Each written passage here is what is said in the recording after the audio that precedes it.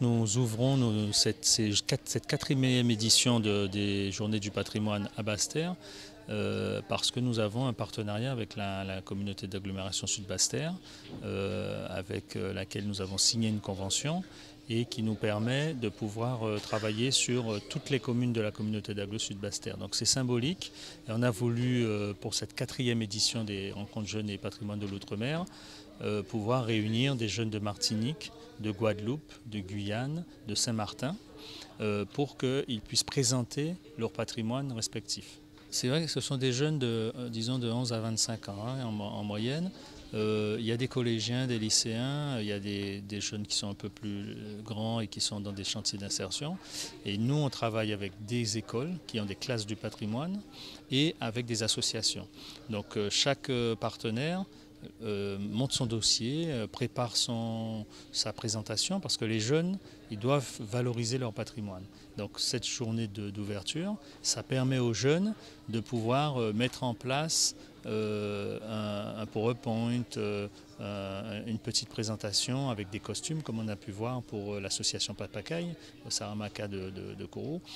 Et donc ça leur permet de présenter leur patrimoine. Donc pendant plusieurs mois, ils ont travaillé, ils ont fait des recherches documentaires avec les enseignants et de façon à pouvoir présenter leur patrimoine. Ça c'est aussi déjà pédagogique parce que on peut connaître et puis ne pas savoir présenter. Donc là, ils doivent apprendre à présenter leur patrimoine et aussi à questionner, à savoir, vous, comment ça se passe chez vous. C'est un moment, ces rencontres, c'est pour ça que ça s'appelle rencontre, ça ne s'appelle pas séminaire, ça ne s'appelle pas visite.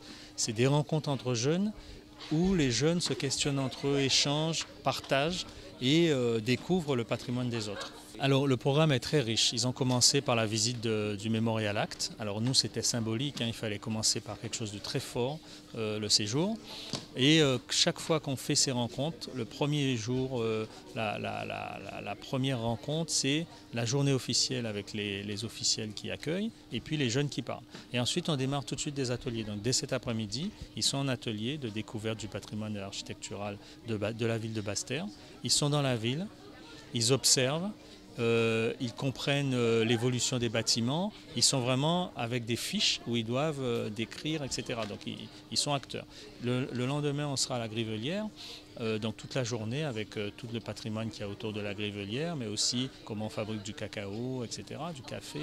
Et on enchaîne ensuite à Sainte-Rose avec l'association Sainte-Rose Art et Tradition, où là on va dans la tradition culinaire, on va dans la tradition de vestimentaire. Là aussi, belle ambiance avec le tambour, etc. Et donc, un bon moment de partage. Et puis, le groupe se sépare. Une partie ira à Marie-Galante pour découvrir le patrimoine très riche de Marie-Galante. Et puis, une partie ira aux Saintes, découvrir le patrimoine des Saintes, les Cabris. Et là aussi, il y a des ateliers bien spécifiques avec, par exemple, comment on fait un torchis, comment on fait de la taille de pierre, comment on monte un mur, ce qu'on appelle en pierre sèche, c'est-à-dire juste en imbriquant les pierres les unes par rapport aux autres. Et donc, ils sont vraiment impliqués. Alors, c'est vrai que ça peut paraître un peu lourd, mais ils viennent de loin. Donc, on fait en sorte que la semaine soit dense et qu'ils rencontrent le maximum de partenaires. Donc, nous avons présenté la tradition Saramaka, le pongui, ce que j'ai mis. Donc, pour les hommes, les hommes mettent les kamisa. Donc, et l'autre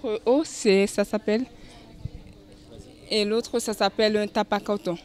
Et avec le truc qu'il avait mis, on appelle ça aroma oudoukou pour les hommes. Donc les femmes mettent aussi les anguissa comme ceci et les pongis pour les femmes mariées. Et les femmes, les célibataires, ils ne mettent pas des anguissa. Ils mettent juste comme ça les pongis. Oui.